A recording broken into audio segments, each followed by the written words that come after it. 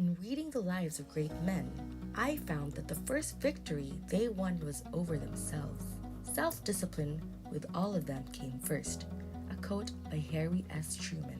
Before we start discussing self-discipline, we must first ask ourselves, what is self-discipline? Self-discipline is the ability to control one's feelings and overcome one's weaknesses. It is defined by how you display willpower in the face of temptation. In other words, it is the mastery of oneself. Welcome to Savvy, where we have lots of practical wisdom to share. Hey, don't forget to hit that like button below, and while you're at it, subscribe and hit that notification bell for more advice here at Savvy. For today's video, I will show you 5 ways how to build unyielding self-discipline that you can start applying to your life by the time this video ends. And these are not just random words or quotes that you will only read once and forget. These are rules that will actually change your life depending on how you practice them. So let's get started. Why does self-discipline matter? It matters because it is a huge factor in achieving your goals. And in the absence of discipline, you will find yourself wallowing in a pit of procrastination. Now, being disciplined and having self-discipline are 2 different things. And that single difference is willpower. For example, why do you think having a tutor to help you with your studies equates to you doing better at it? Simple, because they are there to motivate you, teach you the ropes, and correct you on what you are doing wrong.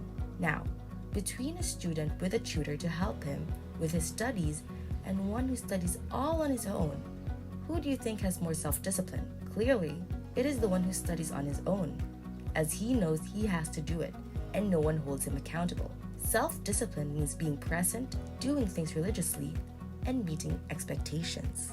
Being self-aware that you are not self-disciplined is also a good thing, as this could only mean you are willing to be molded into one who masters it.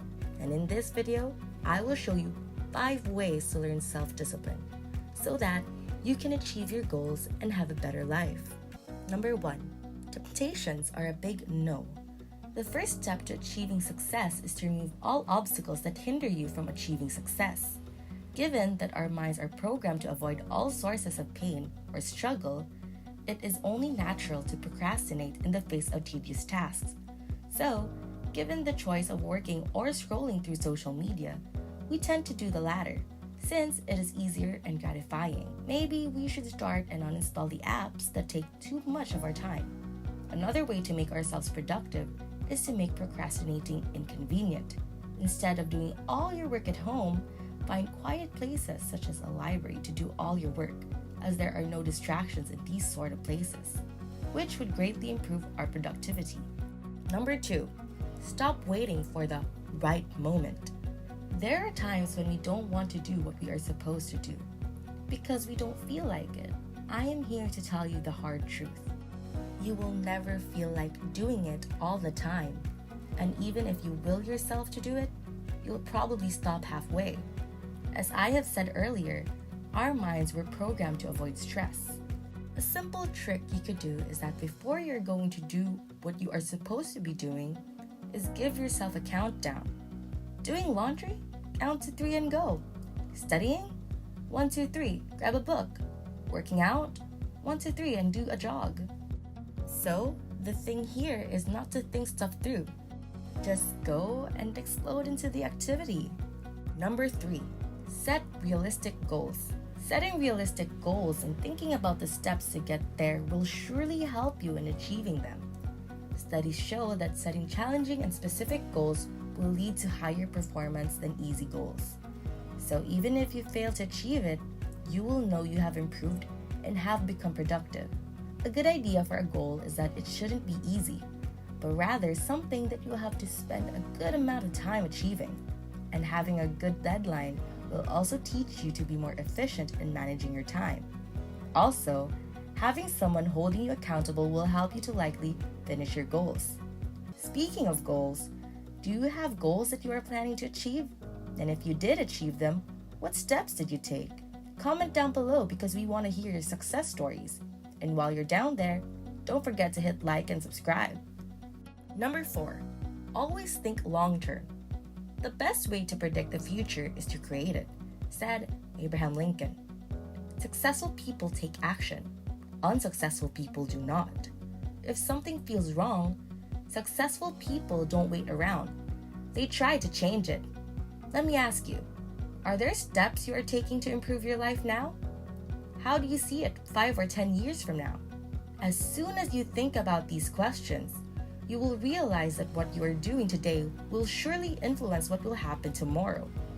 And this will best motivate you to take the steps to become better, and not only when it feels right. Number 5, build a routine.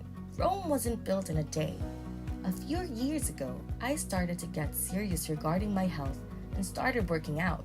This meant waking up at 4 a.m. to go for a jog, eating healthy, and hitting the gym 4 to 5 times a week.